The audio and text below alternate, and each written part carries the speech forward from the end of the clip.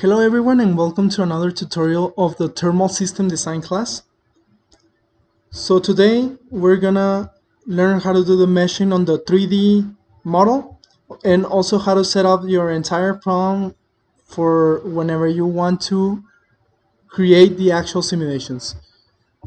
So we're gonna take this geometry that we've used last time. This is the 3D geometry that we generated from the first tutorials and with the cylinder in the middle. So we're gonna close design modeler and we're gonna go to meshing.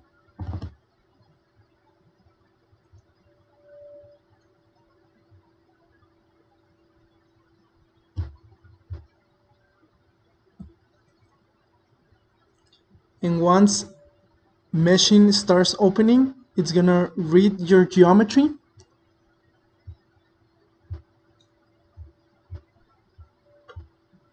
And here we have it. This is our geometry. So to start, we're gonna generate a simple mesh, just the recommended mesh that it gives us, and this is what we are getting. So there's a very interesting tool right here on your toolbar. It's called wireframe. So if we click on wireframe, we can actually see our cylinder here in the middle, and this is the default meshing that it is gonna give us. From last time, we discussed that in previous versions of ANSYS, there was an option that gave you coarser, medium, and finer meshing options. So in this version of ANSYS, we don't have that, but what we do have is that if you go here into details of the mesh, if you go to sizing, and if we click on this use adaptive sizing tool and we click yes, it's gonna give you a type of resolution. So you have from 0 to 7, and depending on how good the resolution that you have, it's how fine your mesh is gonna be. For us, we're just gonna select 5, just because if we select 7, it's gonna take us so much time to generate the every update on this tutorial. But if you have time and you want to select 7, you can go ahead and do it. So if we select 5, this is the meshing that we are getting. And we can see that on some parts there's unstructured meshing. So what we're going to do is that we're going to go to right click, insert, face meshing.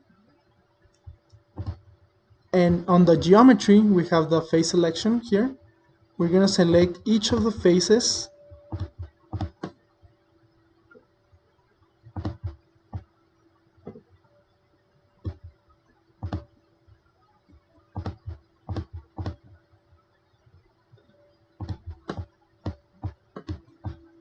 Of our model. So we can see now that all faces have been selected. We apply it, suppress, that's whenever we want to have another geometry inside of this one, which we don't, and we just update the mesh.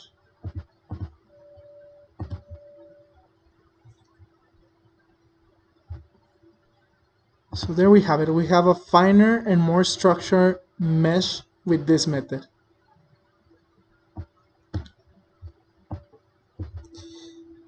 The problem is that when we go to wireframe again, we can see that our whole body, our whole domain is structured, but our cylinder in the middle is not structured.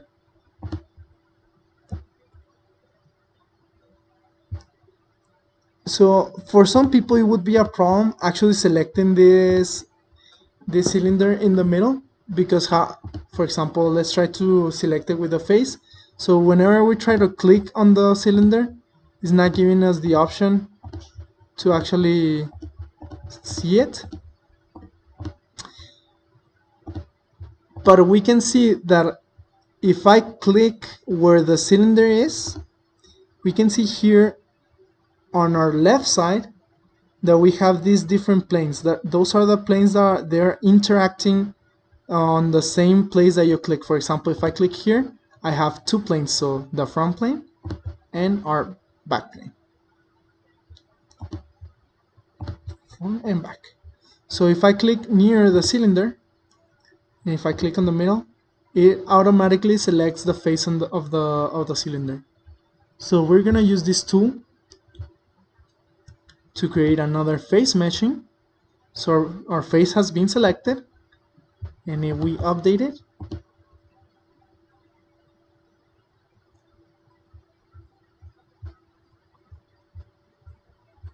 we can see that it created a structure mesh on that one as well. We can even see the actual cylinder how it looks.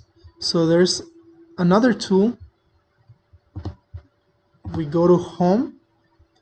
There's this tool called section plane, and if we use it, we can cut some section of our geometry, and we can take a closer look on how it looks. So this is our actual cylinder. See right here.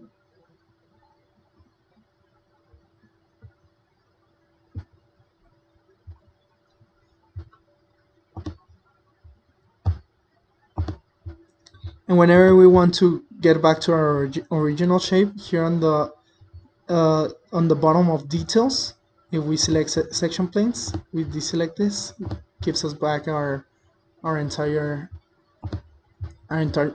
matching.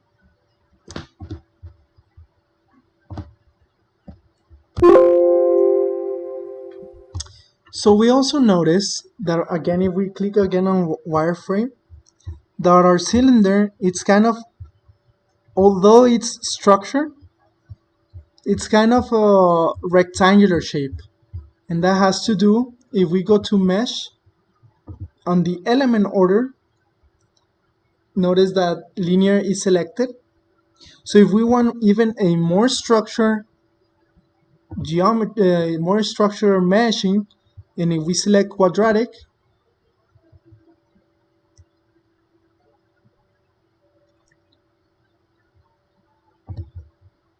we can see that our meshing is more structured now.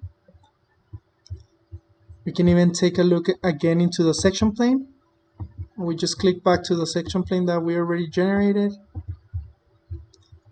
Let's deselect wireframe, and we can see how now our geometry looks better, our meshing.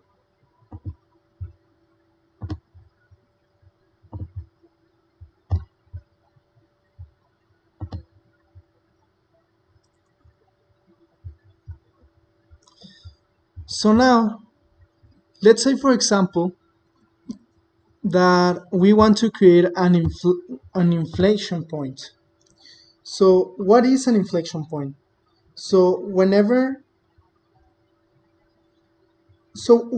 we have any type of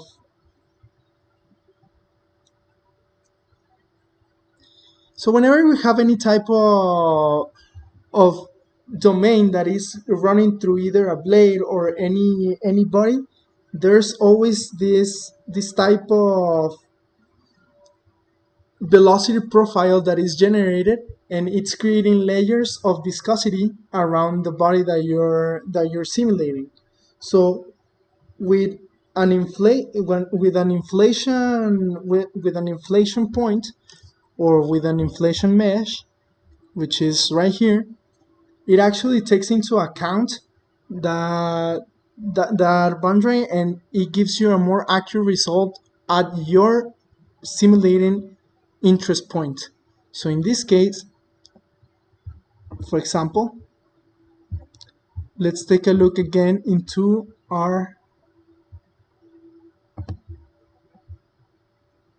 let's create another section plane just to show you. Let's go to section plane, let's cut it right through the middle. So notice how the meshing around the cylinder is in this shape. So what we want to do is we want layers around the cylinder because the velocity profile is going to interact differently at this solid boundary.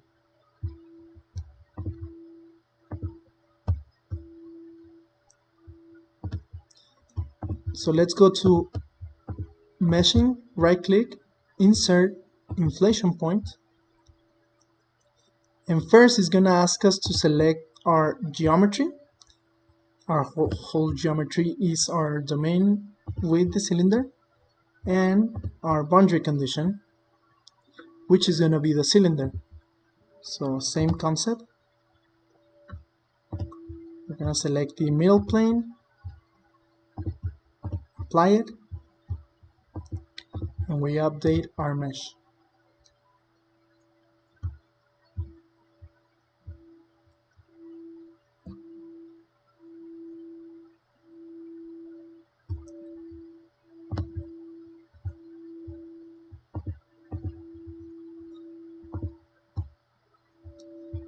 So now let's take a look again into the section plane.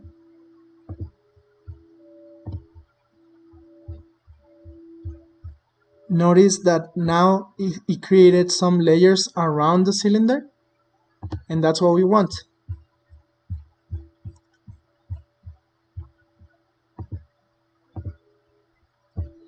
If we take a look here into the inflation that we just made, one of the most important parts is the maximum layers that we have.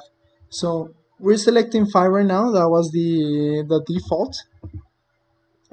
And the grow rate is the grow rate in which each layer is gonna appear. So let's say for example that we want 10 layers instead of the 5 that we just generated.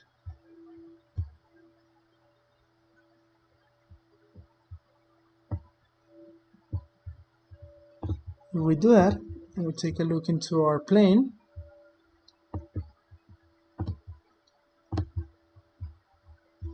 we can see that it generated more layers.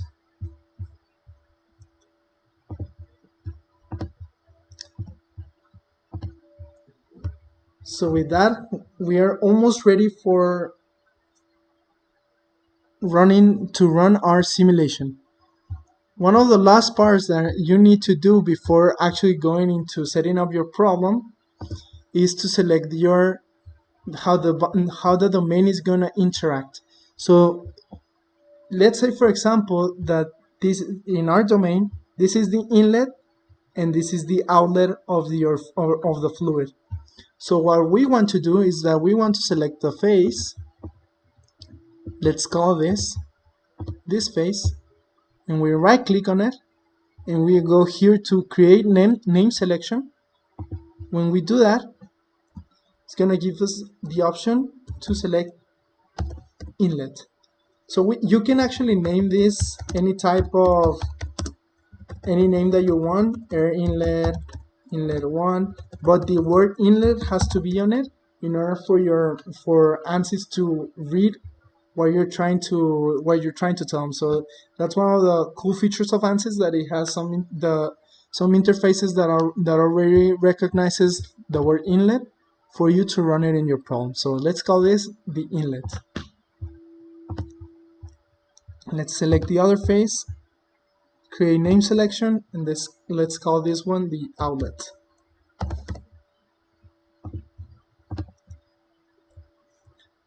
Also, we can select the multiple faces on your cylinder.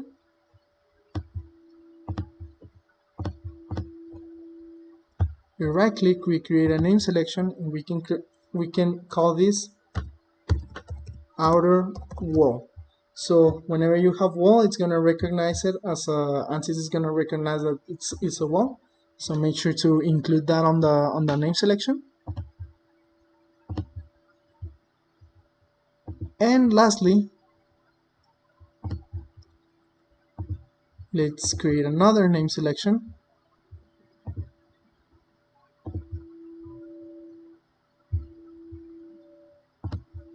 let's call this cylinder wall.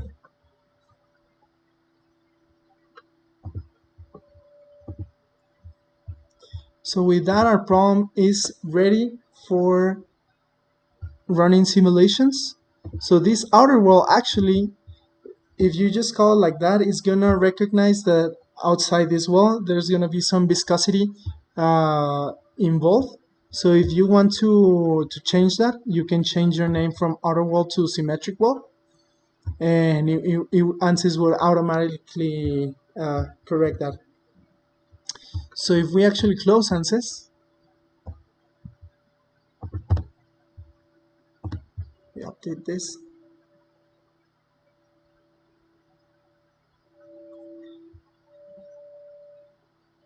We are almost ready to go to our setup. So right now it's optimizing, and you can see that with the meshing, now it has a check mark. Sometimes whenever you're working inside of ANSYS, there's some feature that it doesn't actually updates whenever you're in it. So if you go back here to the ANSYS interface and your meshing it doesn't have this check mark, make sure to run an update again, and if it doesn't run, go back and check whether you have a problem or not. But right now our problem is ready for us to set it up and run some simulations. So we'll see that on future tutorials.